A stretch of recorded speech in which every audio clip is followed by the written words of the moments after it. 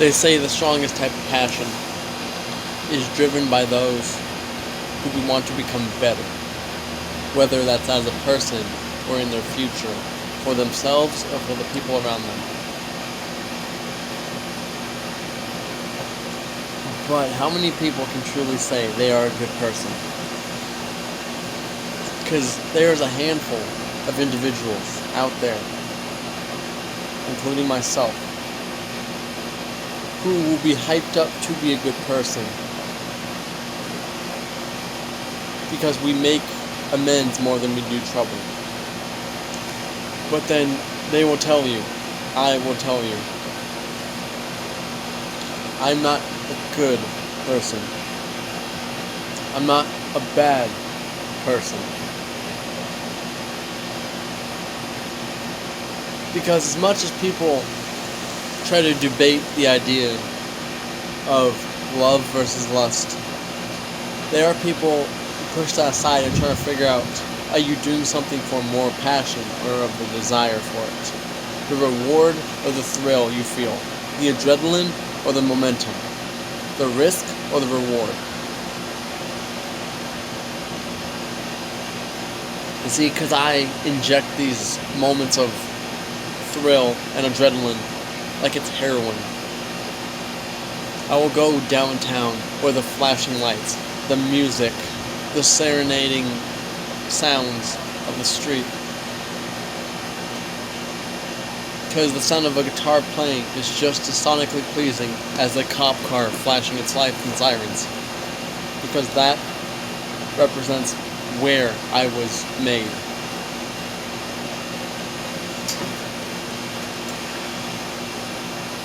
But everyone has this stronger desire, not so for what they want to become, but what made them who they are today. You see, because through all the hell and all the burdens that I've put myself through and I've been through, it's that fighting instinct that has given me passion for other aspects of life. It is that killer instinct. It's that do or die attitude. It's that never die attitude. It's that never give up, never quit, never submit mindset.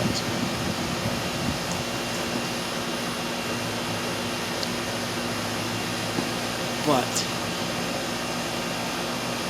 there will be people who discredit who you are because, given the fact this society can downgrade you, rip out your heart and soul, discredit anything you do with just that one mistake, that one comment, that one mistake, that one little jab can thwart and forfeit and discredit every positive affirmation you've gotten. One negative outlook can destroy and be outnumbering than 1,000 positive comments or outlooks. Because people simply nowadays can't block the hate.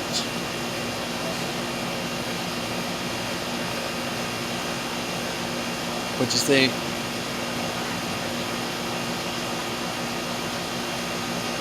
there are going to be worse people than you in life.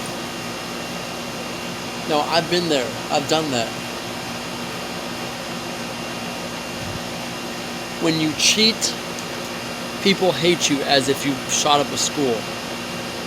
When you lie to someone, people treat you as if you enslaved and slaughtered an entire human race. You get into one school fight, and you're not just a kid that fought. People villainized you and put so much hate on your name that what you did does not measure up to how they see you. Because I've done things in my life I'm not proud of, but I don't apologize, I don't regret things I've done. I move on and I learn from that mistakes. But people still push that delusion of grandeur, that what I did was so evil. A cheater cannot accuse you of cheating and act like they are the saint. Because I assure you, plenty of exes, plenty of friends, plenty of schoolmates, plenty of teachers, plenty of cops that I see on a daily basis, plenty of people in my life have seen me commit a wrongdoing, but they act like it's an anomaly. People are so hypocritical with where their hate comes from.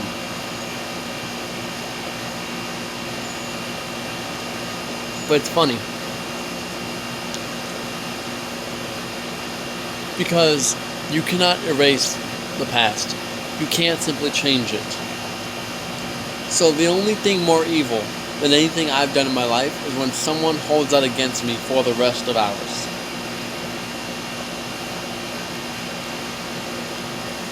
Because the passion and desire I've had for life, in life, as much as I live by the question, am I living to die or dying to live? As much as that question has been answered to me, it has been clear that there are worse people out in the world than me. I've cheated in life, I've lied, but no one sticks around to see if I've improved, if I become a better person. Now that I'm a better person now, people still hold my past against me. But their excuses is the same thing that they used to cover up their misjudgments. It's a paradigm to learn that you cannot know truth until you stop lying. If you don't start and stop with a negative aspect, you will never find how fulfilling being positive is. You will never know how great it feels to be loyal and loved if you have not cheated once. Now, I'm not saying if you do it on purpose, because like many people, we're foolish. People like me, foolish.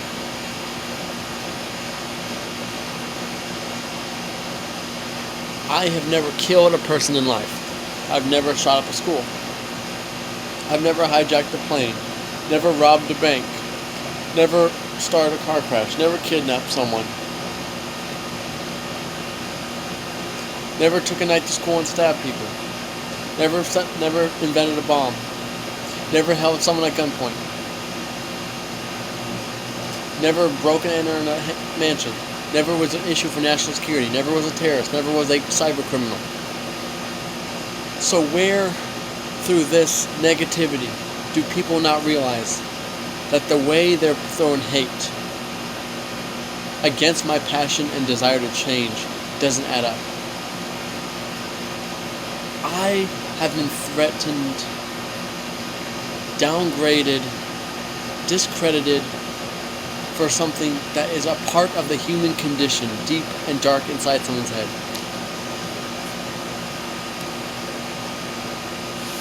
But it's funny because it's by the people that are far not better than me. A murderer cannot tell a rapist to stop committing crimes. Both of them need to be telling each other and themselves that.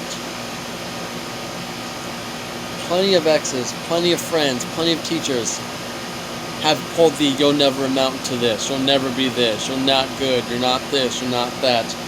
But if you think about it, I'm more than they are and they ever will be. And what they claim I'm not, I can become better and faster than they will. See, because I've helped and attempted to help countless people in my life. I've tried to give people homes. I've tried taking people off the streets. I've tried to use my food stamps to buy homeless people food. But who remembers that, honestly? Please, I'll wait. All that's remembered about me is the kid that fights, the kid that swears, the kid with the tattoos. It's never, "Jay, that light-skinned dude, he went into the store and got food stamps and gave a homeless person." No one points that out. So why? Is it because those people like to point out my flaws because they can't fix their own? Is it because I've had more problems in life than deeds, so it's overweighing?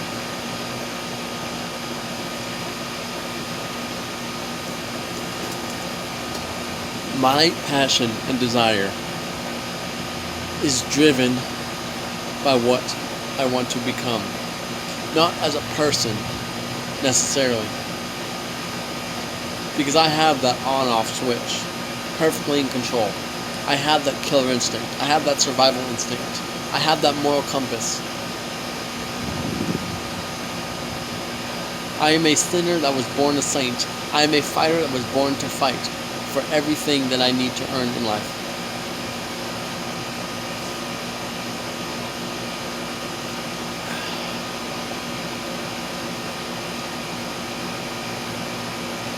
The one thing that society and people of my past should take away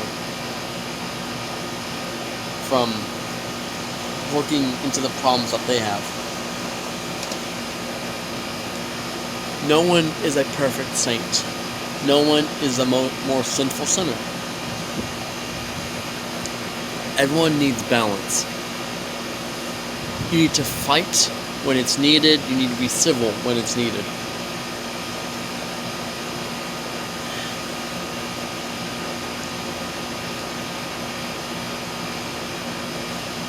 Because the moment that fire in you and that passion and that desire burns out, you become what everyone wants you to be when they pull you down through the mud. When they tread your name through the dirt and you let that hate get to you. When you let those comments define you. When you let your mistakes define you. That fire burns out. And some people can ignite it. Some people can't.